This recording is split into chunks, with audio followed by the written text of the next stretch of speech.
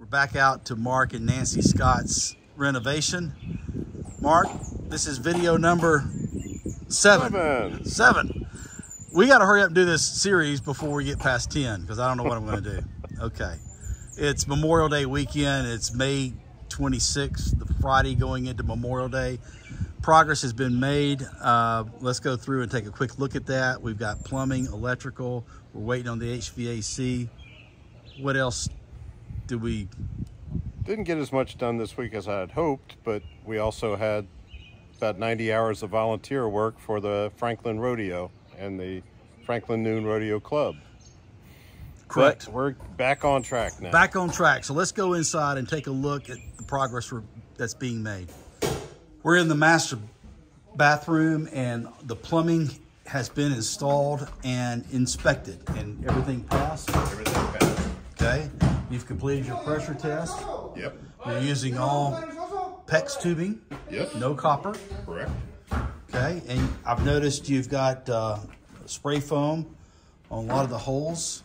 That helps with air sealing, but it also holds everything in place and keeps it from rattling in the house. Okay. So that takes care of the plumbing. Let's go in the master bedroom. Now you were telling me on the electrical, this is interesting. In your remodeling career, you told me you did about 500 homes and you picked up tricks. So what is this symbol for? The bed, your bed goes here. Yeah, this is the bed wall. We put a double outlet on each side of the bed because we're not getting younger. We're gonna need power for cell phone, power for an alarm clock, a heater, or a heated blanket, whatever. So now we've got plenty of power on both sides of the bed. And now obviously is the time to do stuff like that before the drywall gets up and just thinking ahead. We have our new windows installed. And you said you did about 3/4 of the house with new windows. Yeah, there were some windows that were fine, didn't need to be replaced, so we didn't. And this is the 7.5-foot bump out. Correct. So obviously the front door is here and we're standing looking at a hall closet, but there's a switch right there. What have you got that switch for, Mark? That's in the back of the closet. And that switch goes from the closet to the four corners of the house where I've installed an outlet on each corner to power Christmas lights. So every winter, once I've set up the Christmas lights, I just reach inside the closet and flip the lights on or off as I need to, and I don't have to go outside and mess with all those extension cords. That's thinking ahead. And that's something you just picked up on through your experience. Correct.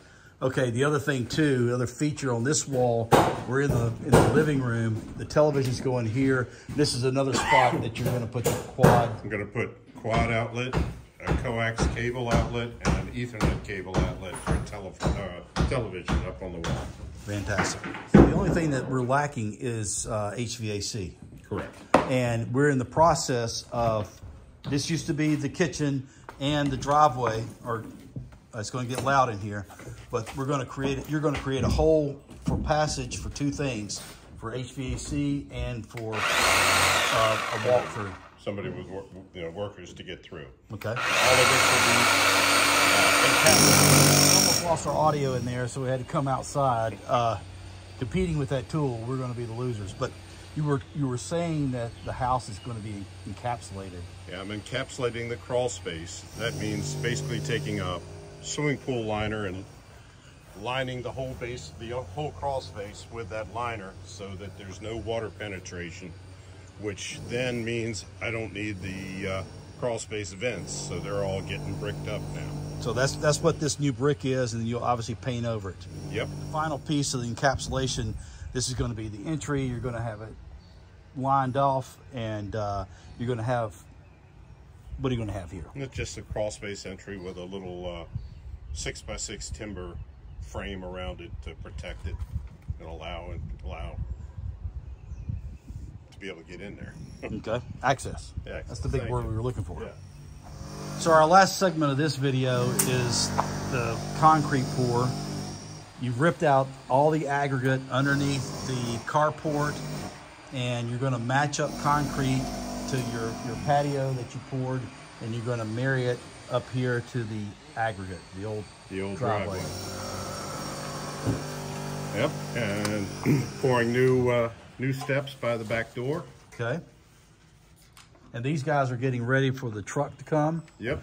Obviously, that vehicle's got to get out of the way, and it will. And they'll start pouring concrete, and this will go quick. And once that concrete's poured, I'll be able to bring the dumpster back so I can get rid of all that trash stacked up there. How many dumpsters have you gone through on this project so far? 3 so far. Okay. How many do you anticipate? Probably 2 more. Okay. So maybe 1, but probably 2. Another thing to think about when renovating a house is the expense of and timing of a dumpster. All right, so let's give a tease for our next video. Next one, by the time we do the next one, we should have all the siding up on the back of the house. All the new soffits and everything will be done.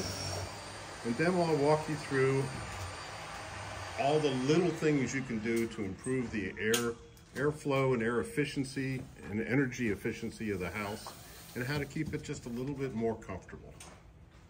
That sounds great. Everybody, I hope you enjoyed our videos. More to come. And if you like it, please like, share, subscribe, and look forward to getting you the next video in our next presentation. Thank you for watching.